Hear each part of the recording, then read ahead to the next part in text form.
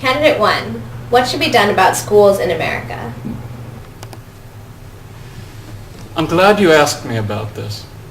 When I think about America's future, there are so many important, pressing needs, and education is the root of America's future.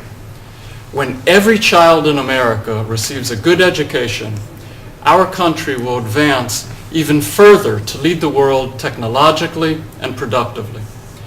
The first two factors that need to be addressed are getting the kids to stay in school through motivation and positive role models, and ensuring that the time spent in school is not wasted and the curricula in schools are advanced.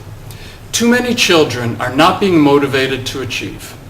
Instead, they are motivated only to do the minimum. We need to motivate our kids.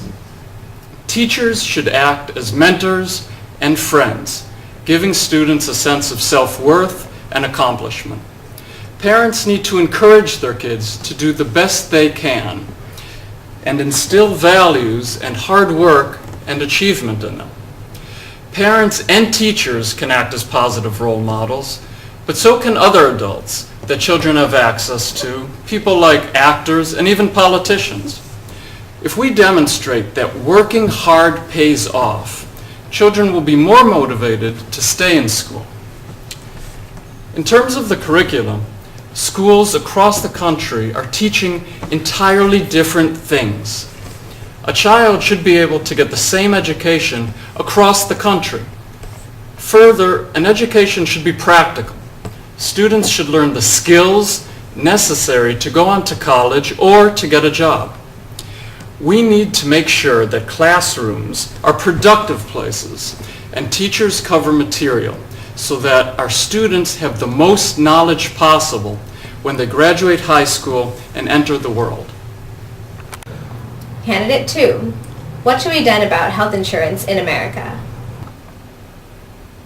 I'm glad that you asked me this question. There are so many challenges facing America today. Many of our problems have arisen because too many Americans cannot afford the care that they need. Costs are always increasing, and if you do not have insurance, certain necessary procedures can be out of the question. Even if the government were to distribute aid, it would be difficult to determine to whom and how much. As the costs of care rise, it becomes more and more difficult for the government to pay for this care for so many people. Individual costs go up and insurance costs go up. While most employers provide insurance, increased costs will have negative effects on this provision as well, which will undoubtedly lower the number of insured Americans. It seems to me that the primary problem is the cost of healthcare, and we need to address this problem by developing new technologies and processes to lower costs. Once we have lowered the costs, we can begin to address the larger issues of distribution of aid and revamping the systems that are already in place.